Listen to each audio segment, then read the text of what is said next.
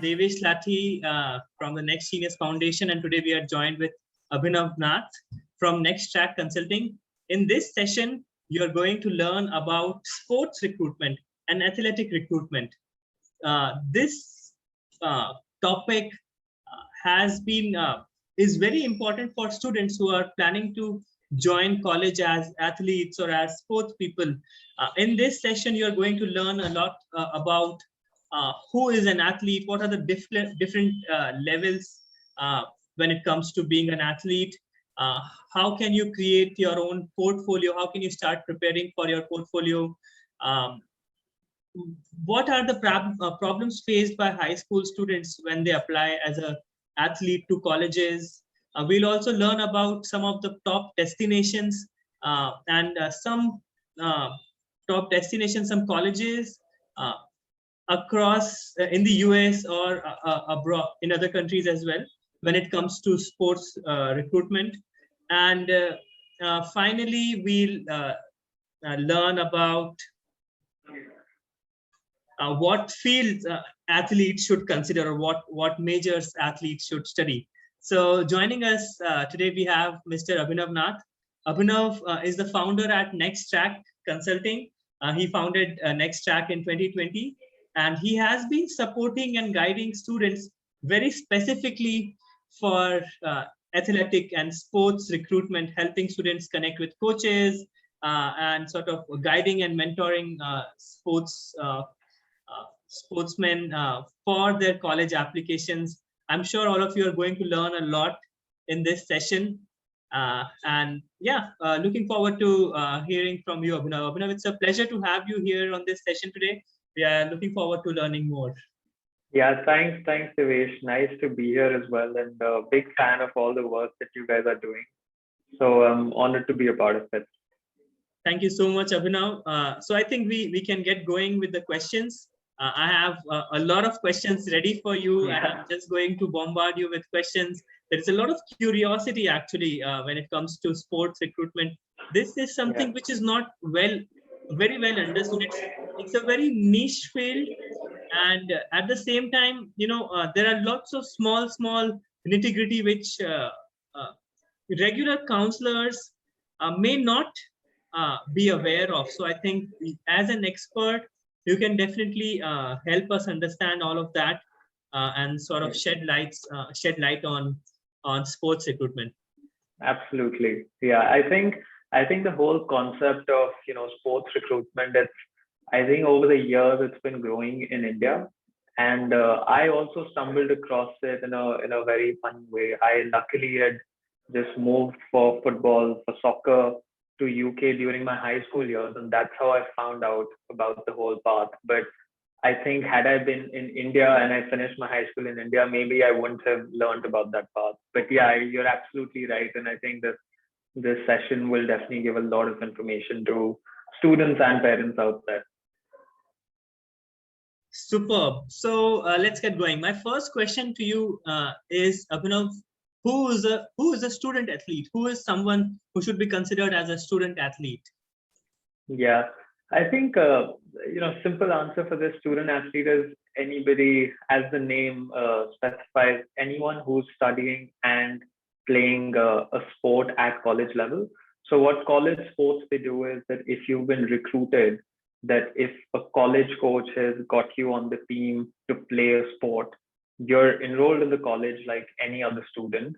And very often, sometimes people think that you become a sports student and you have to study something related to sports. That's not true. You're like any other student on campus, but additionally, you're also playing a sport for that college team.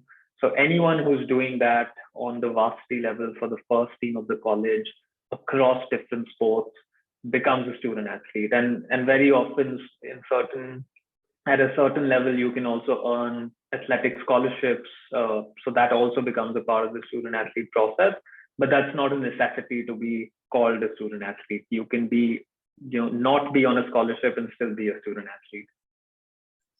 Fantastic. Thanks for sharing that. So someone who's studying can be studying anything at college, but they are a part of some sports team or are playing sports in the college team, they are considered sports athlete, and a lot of times these students might get sports specific scholarships as well.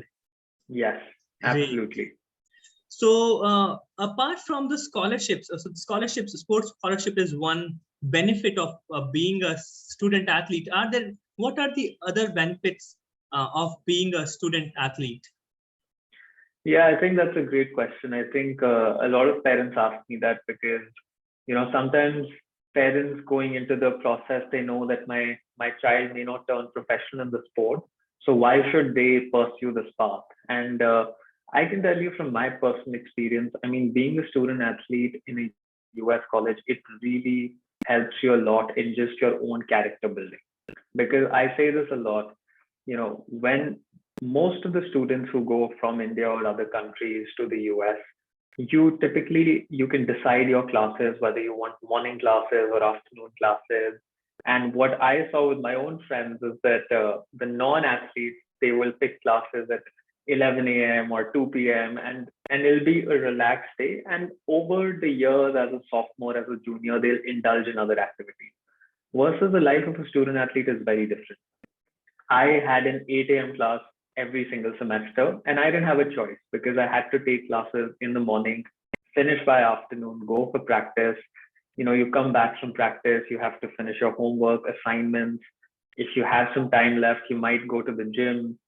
So your day was just packed, and there were so many, rules and so many disciplinary things that you had to follow that as regular students, you can get away with a few things. And I'm not saying that you don't enjoy the college part, but it's definitely a tough life. It's definitely a tough day.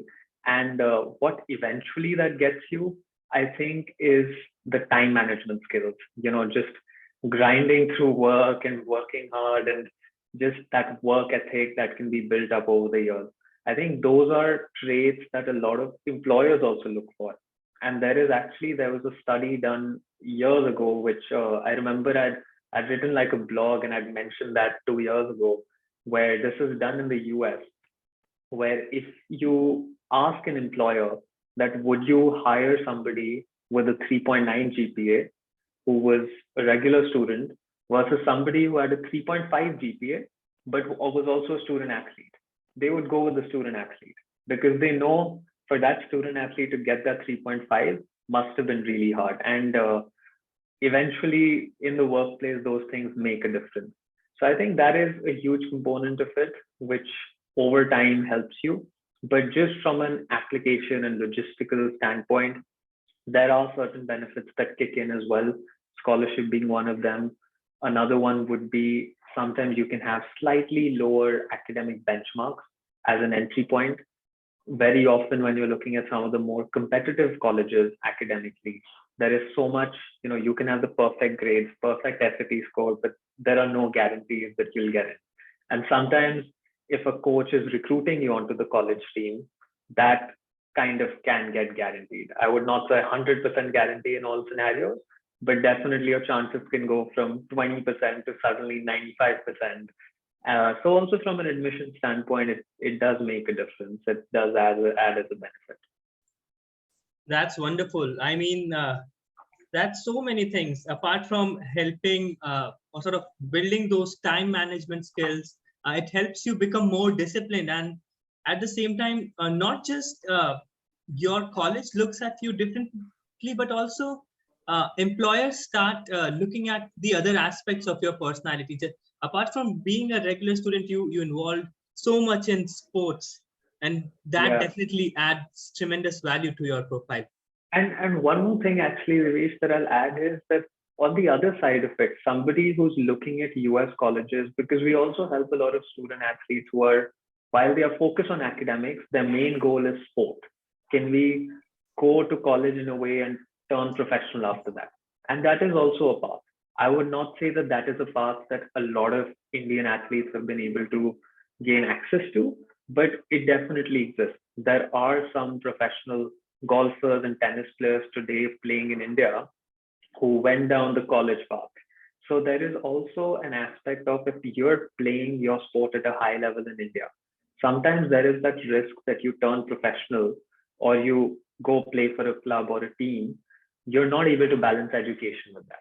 So the benefit also kicks in a way that you're getting the same infrastructure, you're getting very high level of competition of sport, but you also have a good college degree from a good US institution. So let's say professional sport does not work out down the line, you can fall back on the education. So that is also a huge advantage for an athlete who's looking at turning professional, but also worried that, I don't want to give up my academics. How do I keep my academics? That's where US ends up being a great option for them as well. That's fantastic, Abhinav. Moving on to my next question. What level does a student need to play to get recruited by universities or colleges? Yeah, good question. I mean, I would say there's no specific level in each sport because there's so many sports that Indians play where you can get recruited for US colleges. So squash being one of them, tennis, golf, soccer, swimming, shooting. There's so many different things that I think apart from cricket and badminton, most sports that we play, you can get recruited for. So I think for each sport, it differs. So for example, a sport like tennis and squash, they are recognized very well by US coaches because they realize that the level of Indian squash players is very good. So you can be playing squash in your own, the organization, the body is called SRFI. You can be playing local Indian tournaments here and coaches will recognize that in the US. Versus for a sport like soccer, where there is more recognition given to European countries or countries in South America, then India is not really on the map. They have to really ask themselves that, okay, they might see a video, right? I always use this as an example in soccer. They might see a video of you dribbling past somebody and scoring a great goal. But the question a lot of times the coaches ask is, well, were you really good or was your opponent not good enough? And sometimes they have to assess the competition level as well. So I would not say that, I think a lot of parents ask me this, that my son or daughter hasn't played for India or they haven't played state football. Is that a problem?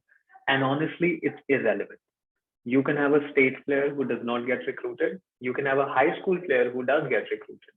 So the point is that even if you're playing at high school, you have to be playing at a good level.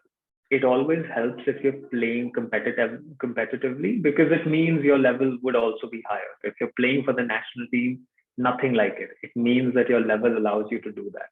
But I would also say that just because you're not playing for the state team or national team or you don't have that level of recognition, don't think you cannot get recruited. There may still be a college team for you out there. I think the better thing is that what we do as counselors, before we help anyone is actually evaluate them. So depending on the sport, so for a sport like golf, we'll go after golf tournament scores. For a sport like soccer, we'll go after videos. So based on that, you have to go through some level of evaluation through a consultant, and you have to rely on their advice, what they're telling you, that whether they're telling you that you're good enough to play college sport or not, you have to sort of rely on that and then decide whether this is a path for you or not. Absolutely true. I think, yes, students need to get in touch with an expert to know, and that too, as you mentioned, it varies as per sports. For some sports, the parameters might be slightly different, and for other sports, it can be completely different, right? The level at which you're playing might have different parameters. And also you need to take into consideration whether that sport is considered popular in India and whether what ranking does that sport has in the world level, right? I mean, just like you were talking about soccer, I was thinking, yes, we stand nowhere in the top 20, top 30 countries when soccer is considered. Okay, that brings me to my next question. That is the application process slightly different for these students who are applying as an athlete? Yeah, I mean, technically, you still have to, write your essays and apply through Common App or UC App, whichever college you're applying to. So that part of the application is not really different. But yes, leading to that stage of that application and essay stage, there is a different aspect that goes into it. So instead of doing a lot of, profile building or portfolio building activities, you're actually focusing more on the sport and you start reaching out to college coaches. So if you're interested in certain colleges, you're reaching out to them by email and you start to tell them how interested you are, share your athletic profile with them, whether that's a video, whether that's scores. And then you will start to get a sense of which other college coach is interested in you. As and when that college list narrows down, maybe there are 5 coaches interested in recruiting you, and you also want to go there. That's when they start evaluating. There's something called a pre-read process. So it's called preliminary read, which a lot of colleges, which a lot of the good academic institutions would do, and that is at the end of your grade 11 summer. So by the time your grade 9, 10, 11 results are out, and hopefully your SAT or ACT is also there, they'll take it to their admissions team and say, this is somebody who we want to recruit on our team. Do you think they are admissible into the college? And once admissions team gives them like a yes or a no, the coach comes back to you and tells you that, yes, look, you have a chance. We're not giving you a 100% guarantee, but if you apply early decision or apply early decision 2, you will have a great shot of getting in. And that's when you decide, okay, now I want to commit to this coach or commit to this college or not. Once that process has happened, then the application part is the same as what it would be for another student. But the difference is because you've had so much interaction with a coach and there has been a pre-read done on you, your chances suddenly of getting into that college are extremely high. You're not shooting darts into the dark, so there is a difference there. But it can also be, for a lot of student athletes, this part can also be a bit nerve-wracking, because if you're reaching out to 50 coaches, 45 of them might say no to you. They might say, oh, you're not good enough, or something doesn't work, your grades are too low, your SAT is not good enough. So you do also get exposed to a lot of, negative comments in some ways, and a lot of disappointment, a lot of bad news, which I always tell the student athletes that you have to be ready for that. If you have to go through this process, you have to be ready for this. So you did just mention about, grades do affect the admission process, right? Now, would you like to share a couple of instances like where you saw whether students with lower grades have a higher chance being recruited as an athlete if they play at a certain level, or usually can grades of these athletes be lower than other students in general? Is there a way to sort of answer that question? Yeah, so it depends a little bit. Let me actually explain this concept of NCAA divisions actually. So NCAA, you may know already, it's the National Collegiate Athletic Association. There's about 900 to 1,000 colleges that come under that. There are a couple of other athletic divisions as well, but not a lot of the academic reputed colleges fall under those divisions. So the NCAA colleges is Division 1, 2, and 3. And the way the divisions are built, it's based on athletic funding that the college has. It's not actually to do with whether the team is better than the other division team. It's more on how much money they have for athletics. So Division 1 will have more scholarship money for athletes. They will have better facilities. They will have more money just to spend on infrastructure and things like that. And then there's Division 2 and then there's Division 3. Division 3 actually has no athletic scholarships. They can help you with academic scholarships and financial aid, but that's something that, I would say other academic students also have access to. So based on the divisions, the coaches' influence changes as well. Some of your highest academic institutions are either going to be in Division 1 or in Division 3. So some schools, all the Ivy Leagues, UCLA, UC Berkeley, Northwestern, they fall in Division 1. Other good schools in Division 3 that you'll find are like Tufts, MIT, Caltech, NYU, Carnegie Mellon. So you'll have, that's what I mean. The academic colleges are either in Division 1 or 3. Now, a Division 3 coach has little less influence in the admissions process than a Division 1 coach, purely because the sports in Division 1 is prioritized little higher than Division 3. So what tends to happen is that in a Division 3, let's say the average SAT, the 50th percentile SAT of a college is 1450, but you have a 1410 or 1420, you're hanging around the borderline. The coach may be able to get you in with their support. However, in Division 1, where a 1450 is needed, even if you have a 1350 or a 1300, maybe even as low as a 1250, the coach might be able to get you. So it depends on how badly does the coach want you. Now, I'm not saying every single like Ivy League coach can get every single student athlete they want. Sometimes it also depends a little bit on, so if I'm a squash coach at one of the Ivy Leagues, I will be told by my admissions team that you have to recruit a certain average GPA. So if I'm recruiting 3 squash players, maybe I can have one squash player whose GPA is 3.0 or 2.8, an SAT of 1200, but I have to balance that student out with a higher academic student as well. So you can make some exception. And years ago, I know this girl, she went to Columbia for tennis, and her SAT wasn't very high, but she was also one of the better players in India that coach was recruiting.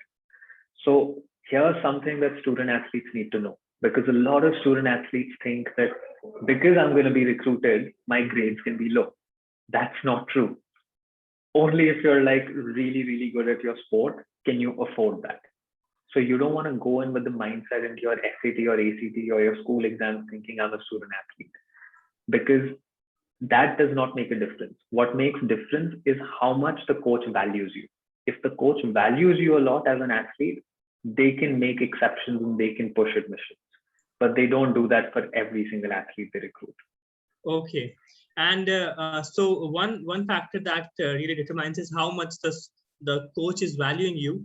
And that brings me to another question on the same line is, how can a student assess that whether they should consider applying as a student athlete or not?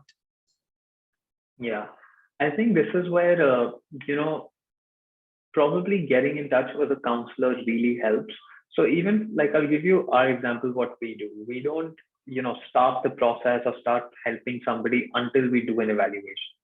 2 weeks ago, I spoke to, a swimmer from India who they want to do college swimming, but when I asked the mother, okay, send us the times, etc., the times are not quite there. The times are not realistic enough for her to be recruited as a student athlete, even though she has a year left to improve her times. So I told the mother very honestly that, look, it's better for you, for your daughter to focus on an academic process than spend the next 12 months trying to improve these times, because the time she was trying to improve, to do that in just 12 months is close to impossible. So you have to get some evaluation done, but get that evaluation done early. 10th grade is like the perfect time. Don't wait till 10th end. This is something you have to start exploring by 9th or 10th. Because if you're not good enough to go down the athletic route, then you have to focus on the academic route, right? Because you only have 24 hours in the day. So if you're indulging in research projects and social work and all those things, you don't have time to play a sport. And if you're playing a sport, you may not have time to do all other things. So you have to make that choice at some point. And the last thing that you want is that you as an athlete are not good enough to get recruited, but you spent all your energy and time and resources into that, and then eventually you don't get recruited. So that's something you don't want. So the first thing that student athletes must do is by 9th or 10th, find a college counselor, whether it's NexTrack, whether it's somebody else, get some sort of evaluation done. Most college counselors do not charge anything for this. They will give you feedback. They do not charge a fee for this. We guys do not charge a fee for this. You'll get honest feedback, whether it's workable or not. But that's something they have to start thinking about early on, not when they're in grade 12. Yeah, Fantastic. That's very insightful, and thanks also for sharing that. They can come to you and ask for your feedback before start considering applying as a student athlete. absolutely. Yeah, Fantastic. My next question to you is about the portfolio requirement, or sort of what kind of portfolio or videos or records might be required when a student is applying as a student athlete. yeah. So there's two components to this. One is, of course, the application side of things. One is the when you're reaching out to college coaches, that aspect. So college coaches, when it comes to that, you do need to build like a little bit of an athlete profile. So that may consist of a resume, a cover letter, which ends up being the body of the email that you'll send to a coach. Why are you interested in playing that sport? Why are you interested in playing college sport? Why are you interested in their college team? And then a video becomes important as well. So in golf, typically we have swing videos. In tennis, we have hitting videos. In soccer, there are match videos. Same thing in squash, you record some match videos. For a lot of sports, we also have, student athletes, if they can visit the US in the summer, they do that as well, attend some camps and attend some tournaments there. That helps a lot. At the end of the day, you're not trying to get certificates in this process. You're trying to compete at a level which you can showcase to the coach. That, hey, coach, look, I'm playing at this level, and here's like, this is how I'm sending it to you. When you're playing in India, you have to do it through videos. If you can make it to the US, it helps a lot. There are lots and lots of college coaches out there across different sports that need to see you play live before they recruit you. And then the application side of it, like I said, it's not easy to balance, all the academic profile building things along with sport. So you have to be smart about this. If you think you're going to be at a division 3 level if for your sport, then you do have to add some element of academic profile stuff. So a lot of our students who are focused on division 3, they will do some internships. They may indulge in research projects. But somebody who is very good and is possibly going to be a division 1 or division 2 student athlete, they ideally don't need that. So you also have to assess what sort of divisions and what sort of colleges you might look at, even as a student athlete, because you may need some academic profile building there. Wonderful. That's fantastic. That brings me to my next question. Let's know from you if you have some list of countries, and what sports are those countries most popular for, or what sports those countries have the best resources for, I would say. Yeah. I think just generally, for sports, there's so many countries that you can think of. Like, I mean, cricket, India is brilliant, right? But UK is great for a lot of sports. US is great for a lot of sports. But if we talk specifically about the college experience, about being a student athlete and pursuing a college degree, then I don't think there's any country that beats the US, because US has figured out a system where you can study at a high level and also play at a high level, versus other countries don't have that. Now, I'll be honest, UK's football level, soccer level is higher than America's. However, if you want to balance that with university, then that's not the case. So in UK, a lot of the good athletes, they'll either go down the university path or they will go down the professional path. It's not easy for them to do both. Versus in the US, you can go and play college sport, and after 4 years of graduation, you can turn professional. So that opportunity does not really exist in other countries. If we just look at it for sports, Europe, I think, is great. But if we want to combine it with college, then US is just at the top for pretty much everything. Perfect, fantastic. And there I would also add a little bit about NextGenius colleges. There are a couple of NextGenius scholarship program colleges. There is Trinity College, which is so NextGenius has colleges only from the US. and a couple of them are very popular for their squash programs. Trinity is there, Trinity College, and Sewanee, that's the University of the South. Yeah. And then a couple of colleges like Syracuse University and TCU are popular for their soccer or other programs like that. They have fantastic teams in Syracuse and in Texas Christian University. Yeah, and I think yes, US in general also, we just finished the Olympics, and US has been in the top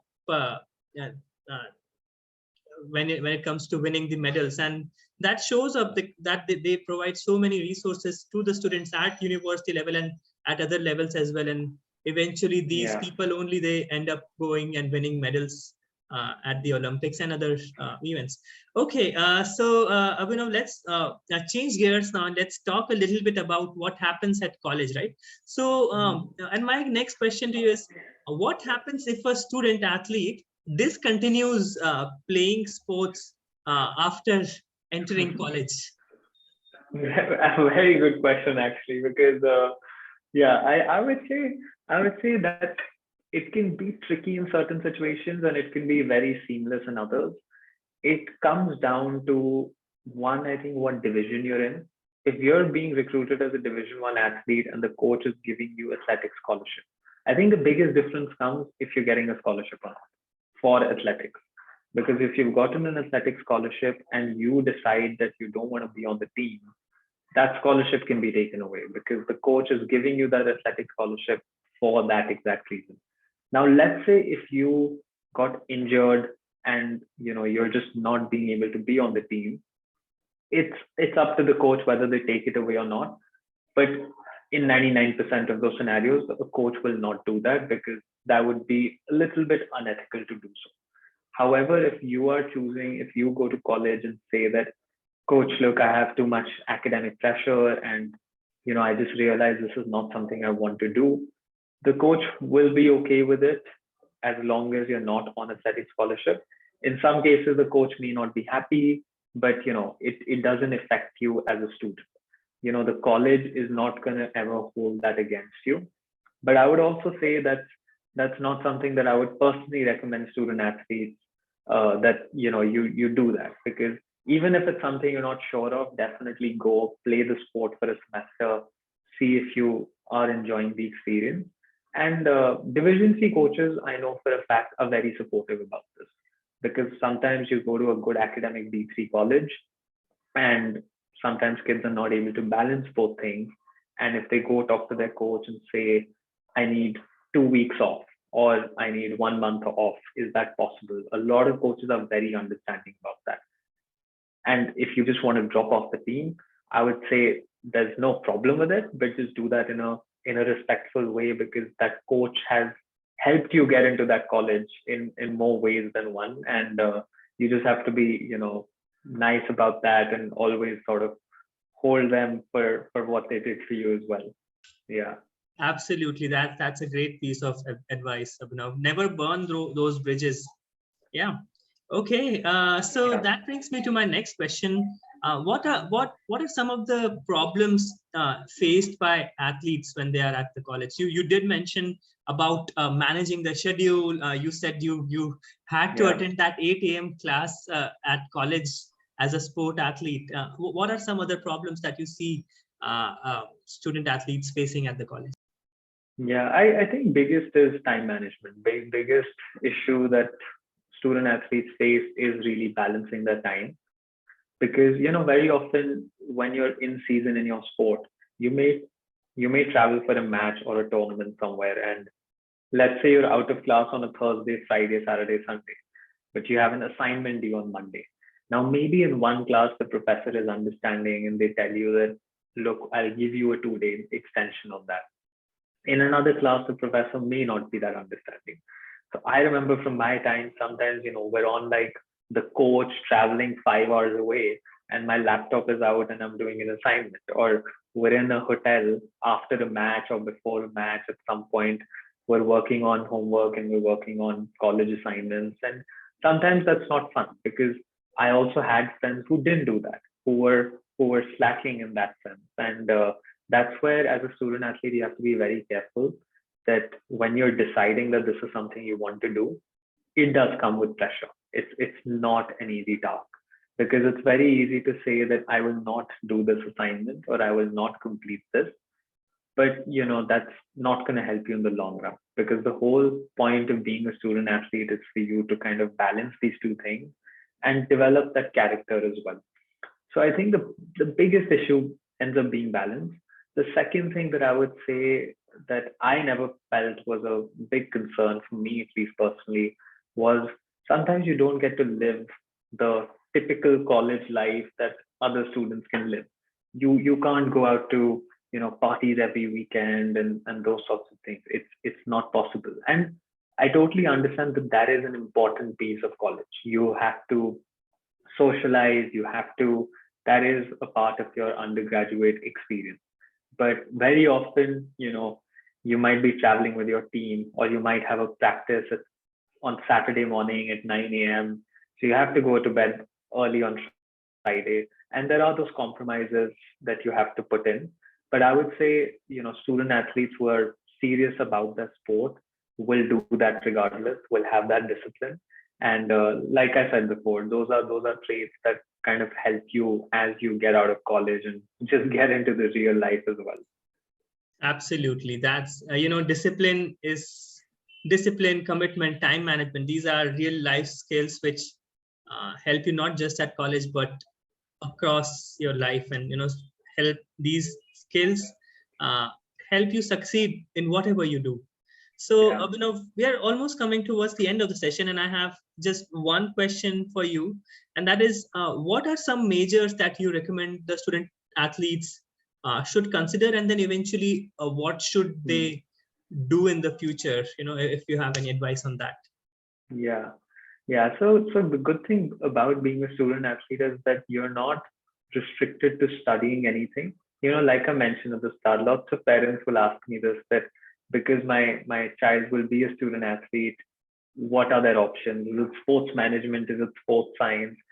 And there are no restrictions. You can study accounting, you can study finance, you can study business, economics, psychology, anything and everything that you want. One thing that I will say is that some student athletes at certain level, again, if you're going to a very high athletic Division 1 program where the coach is relying on you to be like a number 1, number 2 player and come and make a huge difference, taking courses like biology, chemistry can become challenging. It's not that you can't do it. There are lots of student athletes who do it, but it can become challenging because for those subjects, typically you have theory classes and you have practical classes. So you have double the amount of classes that any other student athlete would have. And that ends up taking, 3 days in a week, you may not have time to practice. And that can affect the coach. Now, again, Division 3 level, these things don't matter as much because even the coaches know that the student athletes are here to study, and that's their goal. That's what's going to take them, in further in life. But in Division 1, like I said, it's not like it's impossible. It's just something that when you're doing your college research, when you're talking to college coaches and you want to study like a biology and be on the pre-med route, have that conversation with them. Talk to them that, coach, do you think this is feasible? This is something that can work because this is kind of what I want to study. So I would say having that conversation with a coach really helps you. But apart from those majors, you can pick anything. And like I said, I don't want student athletes to think they can't pick a science major because they can. It's just something you need to discuss because there can be certain scenarios if you're a very high performing athlete, you're getting a 50-60% athletic scholarship and then you're not available to practice for training, that can cause a few irritations to your college coaches. And I think, your second question to that, going ahead in the future and what do you want to do in the future? Really, I mean, the world is your oyster. You can do whatever you want. Again, that's the beautiful part about being a student athlete in the US. You can study anything you want. You have the same opportunities in terms of internships, in terms of campus jobs, in terms of campus placements that any other student would have. There's no difference between you and any other student at that college. So you can really study anything and everything that you want and go into any field. I mean, one example I'll give you, there's this girl from Delhi. She went to Duke for golf years ago, and Duke is a Division 1 college. She was probably at a level where she could have turned professional, but she got out and actually took, a job in one of the top consulting firms in the US and decided that path. So, there's no restriction in the future. Wonderful. Yeah. Wonderful. Thank you so much, Abhinav. It was fantastic to have this conversation with you. It was very insightful, and you explained everything so well. I'm sure anyone who watches this video would have a very clear idea of whether to apply as a as a student athlete, and what are the challenges that they are going to face, things like that, and how to approach the application process when you are applying as a student athlete. Thank you so much, Abhinav, for your time on this call. It was a pleasure having you here. No problem, Devesh. It was nice to be here and nice to share all this knowledge with all your students and families. Fantastic. This session is presented to you by the NextGenius webinars. And just a couple of quick things about NextGenius. We are hosting a college versus college fair. It's an event where you will see about 20-25 colleges from across the world. There are 11 countries which are being represented. And that session is happening on 23rd, 24th, and 25th of September. And the link to register for that is there in the description. So you can all go there and check that out. I also invite you to subscribe to us on our YouTube channel and check out our Instagram account, where we keep posting some such interesting content for you, for all the students and educators who are watching this video. Once again, I would like to thank Abhinav for joining us for this session. Thank you, Abhinav. Have a great day. Thanks, Suhesh.